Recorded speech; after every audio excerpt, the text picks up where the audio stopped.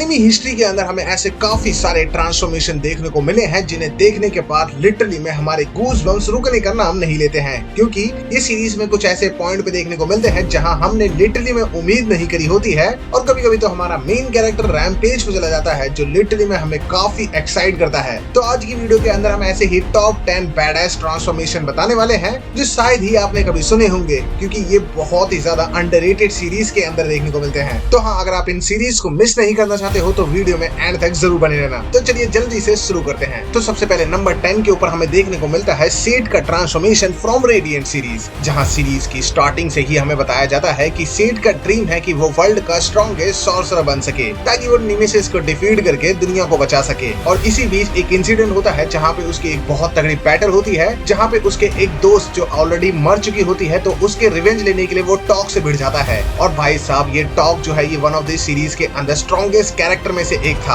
और उससे बैटल करने की वजह से सेड अपनी हिडन पावर्स को अनलॉक कर लेता है जो सीरीज में अभी तक कोई अता पता नहीं था, और ना ही हम में से फैंस में से किसी ने उम्मीद करी थी कि उसके पास इतनी ज्यादा पावर है, और ऑब्वियसली उसे भी नहीं पता था। तो ये पावर हमें एज अ रैम्पेज के रूप में देखने को मिलती है, लेकिन ऑब्वियसली वो उसे कंट्रोल नहीं कर पाता है। लेकिन सीरीज के आगे ऐसे कई बार मोमेंट देखने को मिलते हैं जहां वो इस ट्रांसफॉर्मेशन को अचीव करता है जो बहुत तगड़ा है। एंड इसके बाद हमें नंबर 9 में देखने को मिलता है आइस ब्लेड सॉर्सरर ट्रांसफॉर्मेशन, जो लगता तो एकदम ट्रांसफॉर्मेशन की तरह ही है, लेकिन हाँ, ये मोर लाइकली उसने अपनी हिडन पावर्स को अनलॉक किया होता है, क्योंकि ये बंदा जो है एक लेजेंडरी हीरो हुआ करता था जो एक टाइम पे इतना ज्यादा पावरफुल था कि इसे अपनी पावर्स को छुपाना पड़ता है। लेकिन जब ये हाई स्कूल मैजिक एकेडमी में होता है तो ये इसके दोस्तों के ऊपर एक मिस ग्रे नाम की टीचर हमला कर रही होती है, तो अपने दोस्तों को बचाने के लिए अपनी हिडन पावर्स का जो सील है उसे ब्रेक कर देता है, जिसकी वजह से इसकी बॉडी का जो ऑरा है, हेयर्स है और उसकी आईज जो है सब आइस से सराउंडेड हो जाती हैं, जो देखने में बहुत तगड़ी लगती हैं। तुम्हारे गूज बम्स रुकेंगे नहीं, लिटरली में इतना ज्यादा एपिक सीन लगता है ये। एंड ऑब्वियसली वो सीरीज में ओवरपावर्ड तो है ही, तो तुम ये सीरीज भी ट्राई कर सकते हो। इसका नाम है ice blade sorcerer magic academy. And इसके बाद हमें नंबर 8 पे देखने को मिलता है काइजू नंबर 8 ट्रांसफॉर्मेशन। ये सीरीज हमें रिसेंटली स्प्रिंग सीजन में देखने को मिली है, जिसका एपिसोड 12 अभी आना बाकी है, जो पर्सनली मुझे बहुत तगड़ी लग रही है जस्ट बिकॉज ऑफ कैफ्का का बैडएस ट्रांसफॉर्मेशन की वजह से, क्योंकि वो डिफेंस फोर्स का पार्ट बनना था, उसे एंट्रेंस एग्जाम देने की वो कोशिश करता है ताकि वो काइजू को डिफीट करके इस दुनिया को बचा सके। और कमाल की बात है, जिस काइजू को डिफीट करने के लिए वो ट्रेन कर रहा होता है वो खुद उसमें ट्रांसफॉर्म हो जाता है। और जब जब ये बंदा बैटलफील्ड में काइजू के अंदर ट्रांसफॉर्मेशन होता है, इसका बीजीएम तुम्हारे गूज बम्स लाने के लिए मजबूर कर देगा, और लिटरली में हर सीन बहुत तगड़ा लगता है। और ये कितना ज्यादा ओवर पावर्ड है इसका एग्जाम्पल तुम्हें एपिसोड 10 और 11 में देखने को मिलेगा। तो गलती से भी इस सीरीज को मिस मत करना,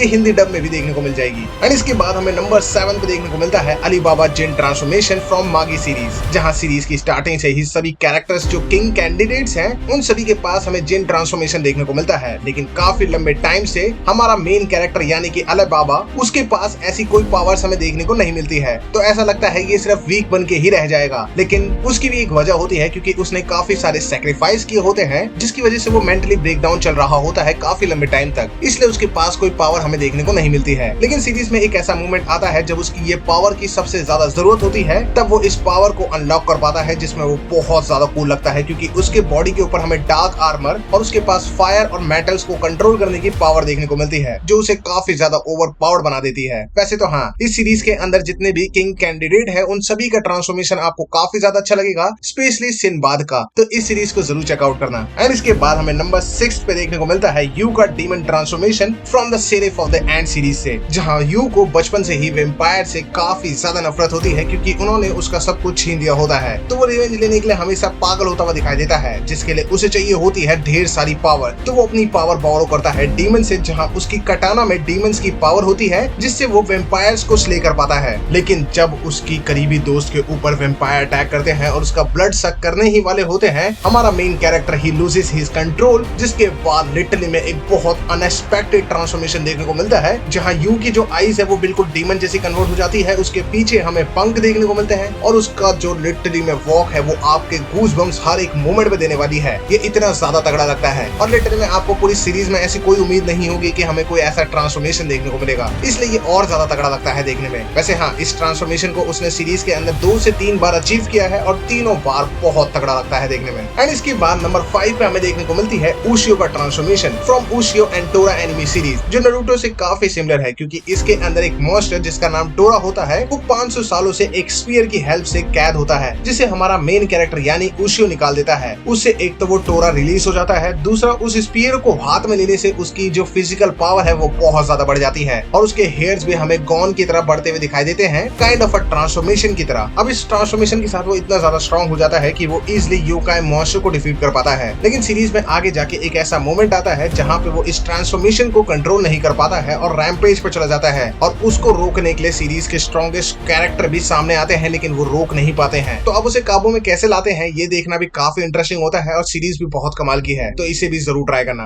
एंड इसके बाद हमें नंबर 4 पे देखने को मिलता है मॉब साइको का transformation from mob psycho 100 series से, जहाँ पे मॉब शुरुआत से ही हमें एज अ एवरेज बॉय देखने को मिलता है जिसे स्कूल में काफी बुली किया जाता है, जबकि ये बंदा एक ओवर पावर्ड एस्पर होता है, लेकिन फिर भी ये अपनी पावर और अपने इमोशंस को छुपा के रखता है क्योंकि इसकी साइकिक पावर्स इतनी ज्यादा डिस्ट्रक्टिव है, भले ही वो उसे थोड़े से फ्रेगमेंट में ही क्यों ना यूज करे। इसलिए उसकी पावर मोस्टली हमें परसेंटेज में यूज होते हुए देखने को मिलती है। लेकिन जब एक टाइम पे उसका भाई डेंजर सिचुएशन में होता है तब वो अपनी पावर को फुल पोटेंशियल यानी कि 100% पे यूज करता है और लिटरली में ये मोमेंट बहुत तगड़ा लगता है। वैसे हाँ, आपको एक्साइट करने के लिए बता दूं कि इस सीरीज को भी वन पंच मैन सीरीज के क्रिएटर ने बनाया है और जब मॉब अपनी साइकिक पावर्स को यूज करता है लिटरली में बहुत गूज़बम्स आएंगे और बहुत बैडएस लगता है वो देखने में। एंड इसके बाद नंबर 3 पे हमें देखने को मिलता है चेनसो मैन ट्रांसफॉर्मेशन। अब देखो, अगर तुमने ये सीरीज देखी है तो मुझे नहीं पता है तुमने क्यों देखी थी, लेकिन मैंने पर्सनली इस सीरीज को इसलिए देखा था कि भला एक बंदा चेनसो में कैसे ट्रांसफॉर्म हो सकता है, क्योंकि ये सुन के ही मुझे पर्सनली ये सीरीज काफी एक्साइटिंग लगी थी। और जब इस सीरीज का ट्रेलर लॉन्च हुआ था मुझे ये सीन ट्रेलर में ही बहुत तगड़ा लगा था। अब वो अलग बात है कि हमें इस ट्रांसफॉर्मेशन के देखने के बाद सीरीज में ऐसी काफी सारी चीजें हैं जैसे पसंद है, जैसे कि डेंजी का ड्रीम, लेकिन हाँ फिर भी ये ट्रांसफॉर्मेशन अभी भी बहुत ज्यादा आइकॉनिक है और सीरीज में अभी आगे आना बहुत कुछ बाकी है जहाँ पे हमें डेंजी बहुत कमाल की चीजें करने वाला है इस चेनसो मैन ट्रांसफॉर्मेशन के साथ। एंड इसके बाद नंबर 2 पे हमें देखने को मिलता है एरन बिकमिंग द टाइटन ट्रांसफॉर्मेशन। जब मैंने 2017 में एओटी देखी थी तब शुरुआत के 5 एपिसोड में मुझे लगा था कि हाँ हमारा मेन कैरेक्टर मर गया है, लेकिन हाँ ऑब्वियसली ये मेन कैरेक्टर है तो ये शायद कुछ ना कुछ करके वापस जरूर आएगा, लेकिन ये टाइटन बन के आएगा ये मैंने उस पॉइंट पे सोचा नहीं था क्योंकि उस टाइम पे इंटरनेट का इतना ज्यादा क्रेज नहीं हुआ करता था और उसमें भी वो वाला मोमेंट जिसके अंदर वो बोल्डर को अपने कंधे पे उठा के लेके जाता है लिटरली में बहुत तगड़ा लगता है। तो हाँ, आप ये चीज कह सकते हो कि बाहुबली से पहले हमारे एरन ने ये चीज पहले करके दिखाई थी। बाकी तो हाँ, सीरीज में जब हमें टाइटन ट्रांसफॉर्मेशन देखने को मिलते हैं तो गूज़बम्स इसमें आना ऑब्वियस है क्योंकि इसका बीजीएम बहुत तगड़ा देखने को मिलता है। एंड इसके बाद हम फाइनली शिफ्ट होते हैं हमारे नंबर 1 ट्रांसफॉर्मेशन के साथ जो है गोहान का बीस्ट ट्रांसफॉर्मेशन। अब देखो, तुम अगर गोहान फैन हो तो या तो सेल सागा को उठा के देख लो या फिर बू सागा को उठा के देख लो। हमें हर बार ऐसा लगा है कि गोहान कुछ बहुत बड़ा अचीव करने के लिए बना है और जब टूर्नामेंट आर्क सागा से पहले हमारे गोहान ने गोकू के साथ बैटल करी थी उस फाइट से तो ये चीज कंफर्म हो जाती है कि गोहान पक्का कुछ नया ट्रांसफॉर्मेशन अचीव करेगा ड्यूरिंग द बैटल, लेकिन ये चीज नहीं हो पाती है तो हम सभी को काफी निराशा हुई थी। लेकिन आफ्टर द टूर्नामेंट सागा हमारा गोहान लिटरली में कुछ बहुत तगड़ा अचीव करते हुए दिखाई देता है जिसकी शायद हम में से किसी ने उम्मीद नहीं करी थी। और क्योंकि इस ट्रांसफॉर्मेशन का नाम ही बीस्ट फॉर्म है तो उसके ऊपर ये चीज काफी अच्छे से सूट करती है और इसमें लिटरली में वो ओवर पावर्ड और बैडएस तो देखने को मिलता है ही, लेकिन इस फॉर्म के साथ वो गोकू के अल्ट्रा इंस्टिंक्ट को भी टक्कर दे पाता है जो हमने ड्रैगन बॉल सुपर के चैप्टर 103 के अंदर देखा ही था। तो उम्मीद करते हैं कि आने वाले मांगा के चैप्टर्स में जब वो कंटिन्यू होंगे तो उसके अंदर गोहान इस फॉर्म को और भी ज्यादा ग्रेटर हाइट्स तक लेके जाएगा। बाकी आज के लिए बस इतना ही। अगर आपको वीडियो पसंद आती है तो वीडियो को लाइक करना बिल्कुल ना भूलें। और हाँ, इस वीडियो के अंदर मैंने काफी सारी ऐसी सीरीज बताई हैं जिसके बारे में शायद ही आपने पहले कभी सुना होगा, तो इन सभी के नाम मैंने डिस्क्रिप्शन में भी लिख दिए हैं। तो अगर आपको इन सीरीज को चेकआउट करना है तो ये ऑलरेडी टेलीग्राम पे अपलोडेड है, तो आप उसे वहां से भी जाके देख सकते हो। Link is in the description, so go check it out. बाकी हाँ, ऐसी ही और वीडियोस देखते रहने के लिए चैनल को सब्सक्राइब करना बिल्कुल ना भूलें।